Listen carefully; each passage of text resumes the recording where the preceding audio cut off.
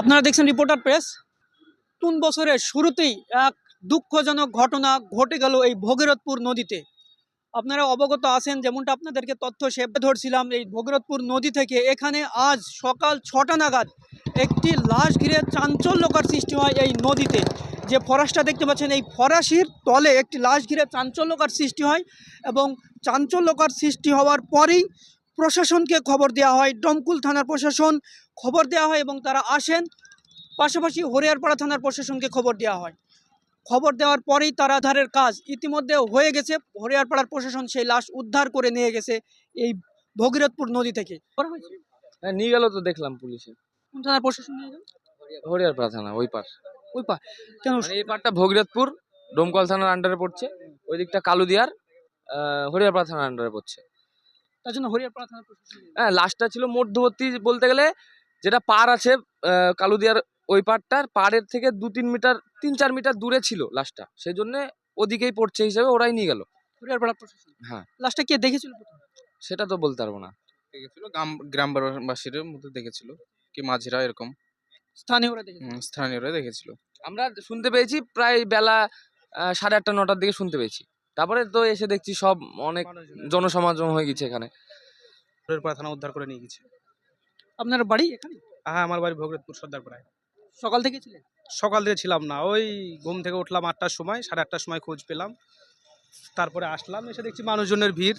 প্রথমে শুনলাম নাকি লাশটা এখানে ছিল, এখানকার মাঝি নাকি বাঁশের মেরে ওই ভিতরে ঢুকিয়ে দিয়েছিল, তাই শুনলাম। সেই জন্য তারপরে আবার হরিয়ারপাড়া থানার পুলিশ আসলো, দমকল থানার প্রশাসন আগে এসেছিল, দিয়ে ওয়েট করেছিল যে ভাবছিল কারা তুলবে।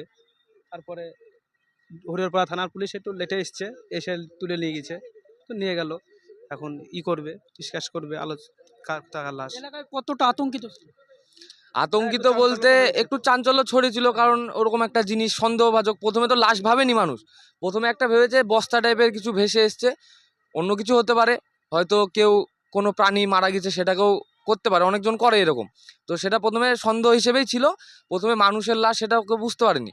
পরে ভালোভাবে পর্যবেক্ষণ করে বুঝতে পেরেছে যে হয়তো বা পুরুষ মানুষের লাশ হতে পারে, মৃত ব্যক্তির লাশ হতে পারে, এটাই ভেবেছে। প্রথমে শ্যাওলার মধ্যে ছিল জিনিসটা। এবার এটা তো একটা চলাচলের ফরাস, এবার এখানকার মাঝি যে আছে তারা তো একটা এটা খরচা করে করেছে, ওরা ভাবছিল যে যদি বসে টসে যায় বা ভেঙে যায়, সেই জন্য একটু সরিয়ে দেওয়া হয়েছিল দূরে, মানে দেখা যেন না যায়, ভিতরে ঢুকে গেছিল।